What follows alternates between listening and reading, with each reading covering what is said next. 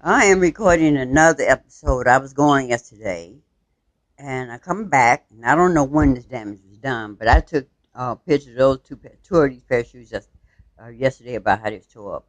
But again, I noticed that another pair is tore up. Now, I have been complaining about the police coming taking fingerprints and taking food samples for about since I think January of the early part of this year. And still nobody. In fact, one officer told me I had to do my own investigating that, and then they tell me that their police department don't have the resources.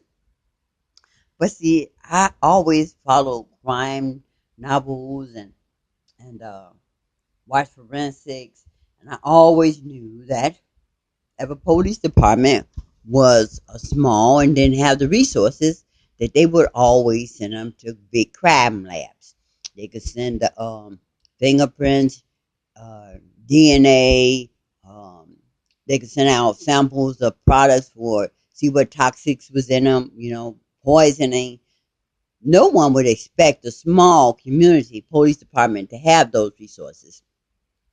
That's why they have other departments and big uh, uh, departments where they can send them to have those resources. They can send them to crime labs all over the country to do that DNA, the testing, everything. But they're acting like they're shut off.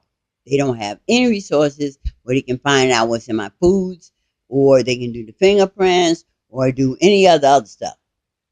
So, as another pair of shoes destroyed, and another pair of shoes destroyed, and another pair. Now, this is what they do sometimes. When I put on a pair of shoes, they try to make it act like wear and tear. When I put on a pair of shoes and go out, all of a sudden I'm in the street and the shoes fall apart. So they don't tear them all the way apart. They just tear them fun enough. But once I'm walking in the street, they tear apart. Now look at this. This is already torn up. And it's not from wear and tear because I'm going to bring it up to you. And as you can see, it's all new inside. It has never been no dirt, no nothing. So they just pulled it apart. They just pulled it apart. So maybe if I'm walking, it get dirty and I come back and it's from wear and tear. But as you notice, there's not one speck of dirt in there. So they pulled this shoe apart. Look at it. Not one speck of dirt. They pulled it apart. And like I said, I've been put shoes on before and got outside. Got to all the way somewhere to a store somewhere, all the way out of my area, and the shoe fell apart. So either I had to take the shoe off and walk barefooted, or I just had to struggle wearing the shoe until I needed to get where I wanted to go. So there's three.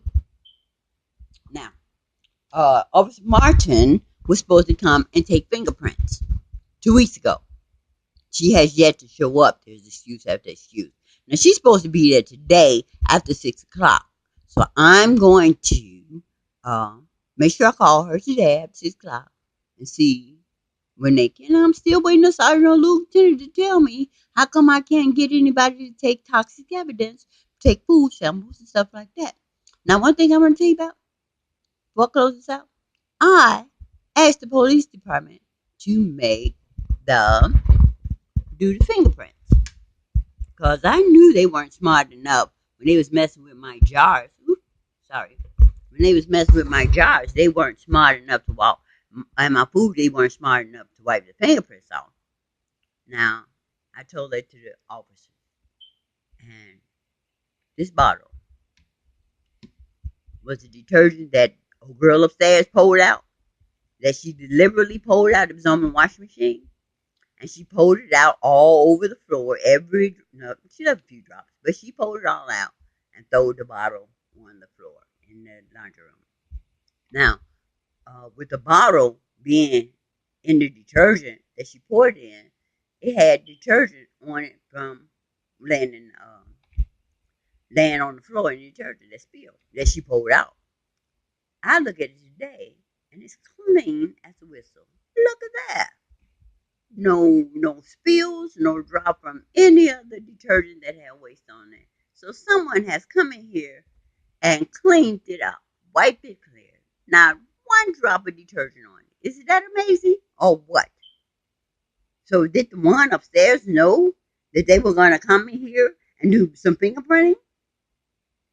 Look how clean that is. Not one drop of detergent on it from it laying in the spilled liquid. Not one drop. Not one drop. Not no. So they cleaned this up pretty good. They came in and cleaned this up pretty good. So no doubt they have also uh wiped the jars of my food and stuff down and the vinegar down too. But that doesn't mean they haven't contaminated. They just mean that's another Mandela effect. Once I say something, things changes. So I'm finna get ready to go out here today, and I'm curious to see what's gonna be tore up when I get back. Oh, let me show you another item right quick that they tore up. Okay, where is it? Mirror, brand new, just like my foam holder I showed you the other day that they tore up. Well, this mirror, here it is. I bought at the dollar store, and I was going to have it for in case people need to look at themselves, and have some supply for them. And look, they broke that up. Brand new mirror. Messed it up. I don't know what this is, but a brand new mirror, just like my phone holder, tore apart. Brand new. All these brand new things are just getting torn apart. Well, I'm gonna load this up. I'm gonna get out of here, and I'll talk to you guys later.